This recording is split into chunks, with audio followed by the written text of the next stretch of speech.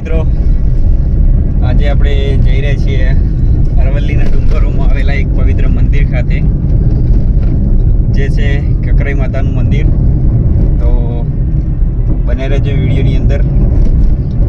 તો આપણે તમને ત્યાં લઈ જઈએ અને સંપૂર્ણ ઇતિહાસ મંદિરનો બતાવીશું, પ્લસ મંદિરની અંદર જોવાલાયક જે જગ્યા છે એના પણ તમને સીન બતાવીશું. જિગ્નેશભાઈ, કઈ કેવું છે તમારે? મિત્રો, આ જગ્યા ચોમાસામાં ફરવાલાયક સુંદર સ્થળમાંથી છે, જે અરવલ્લીમાં આવેલી છે. અને તમે જ્યારે પણ અહીંયા આવો ત્યારે ચોમાસામાં જ આવજો. ચોમાસામાં આવશો તો બહુ મજા આવશે મિત્રો. તમને એકદમ સ્વર્ગ જેવો નજારાનો અનુભવ થશે. અને જો ચોમાસામાં તમારો ફરવાનો પ્લાન હોય તો એક જગ્યા તરીકે આ સ્થળને પણ એડ કરજો, તો તમને બહુ જ મજા આવશે. તમારા પરિવાર માટે વન ડે પિકનિક કરવી હોય તો આ સ્થળ ખૂબ જ સરસ છે. થોડા વાદળો છવાઈ રહ્યા છે, વરસાદ આવતો નથી, છતાંય તમે અત્યારેનો નજારો તમે જોઈ શકો છો, કેટલો સુંદર લાગી રહ્યો છે. અને જો ચાલુ વરસાદમાં તમે આવો છો તો નજારો કંઈક ઓર જ હોય છે.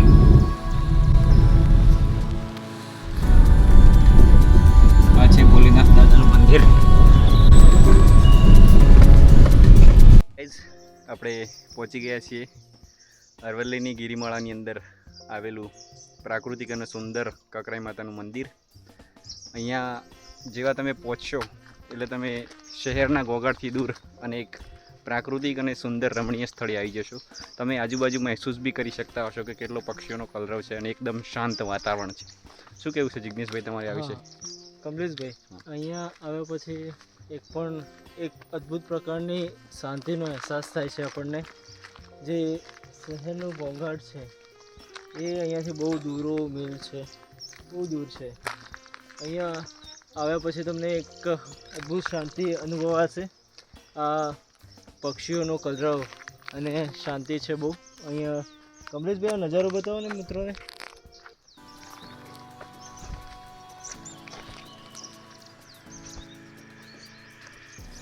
શું સુંદર નજારો છે. ત્યાં તમે ડેમ પણ જોઈ શકશો.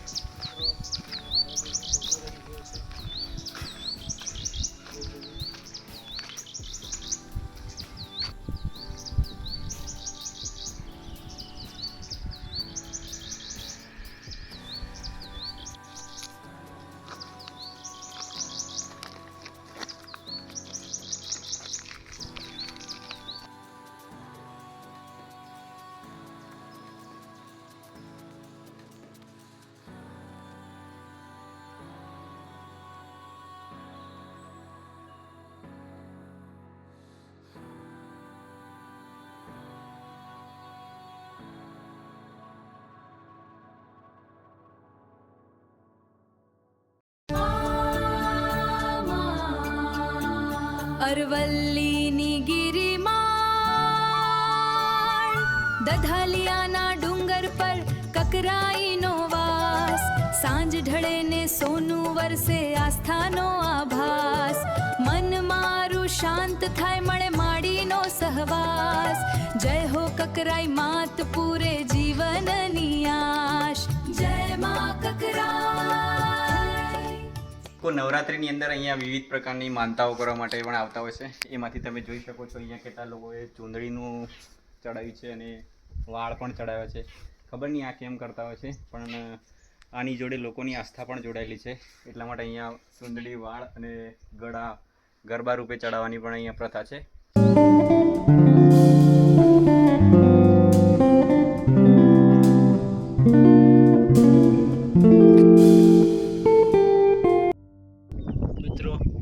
આપણે અત્યારે કકરાઈ માતાના મંદિર જોડે બેસ્યા છે. આ એકદમ સુંદર નજારો છે, તમે જોઈ શકો છો. અને જે ઠંડો ઠંડો પવન આવે છે એનો આનંદ જ કંઈક અલગ છે. આપણા જોડે કમલેશભાઈ બેઠા છે. કમલેશભાઈ, બોલો. અહીંયા આવીને તમને કેવું લાગે છે? એકદમ અલગ જ અનુભવ થયો. શરૂઆતમાં આવતી વખતે મને લાગ્યું કે કેવી જગ્યા હશે ડુંગર પર ને શું હશે, પણ આવ્યા ત્યારે લાગ્યું કે ના એકદમ મસ્ત જગ્યા છે. તમે આજુબાજુના ખેતરો પણ તમે એ રીતે જોઈ શકો, જાણે તમે મેપની અંદર દેખી રહ્યા હોય એ રીતે જ તમને દેખાય છે. અને એકદમ અલગ નજારો ઉપસી આવે છે. અને અહીંયાની મસ્ત ઠંડી હવા, અને અત્યારે એક વરસાદ થઈ ગયો છે એટલે જે લીલાછમ વૃક્ષો થઈ ગયા છે, એમ આહલાદક અનુભવ થઈ રહ્યો છે. અને તમારે પણ અહીંયા એક વખત અવશ્ય આવવું જોઈએ. અને જો ચાલુ વરસાદમાં તમે આવો છો તો ત્યાંની મજા પણ કંઈક અલગ જ હશે. એટલે જો વરસાદ આવશે તો અમે ફરીથી પણ અહીંયા એક વખત આવીશું અને તમે પણ આવજો. મિત્રો અમે તો અહીંયાની મુલાકાત ફરી એક વખત લેવાના જ છીએ.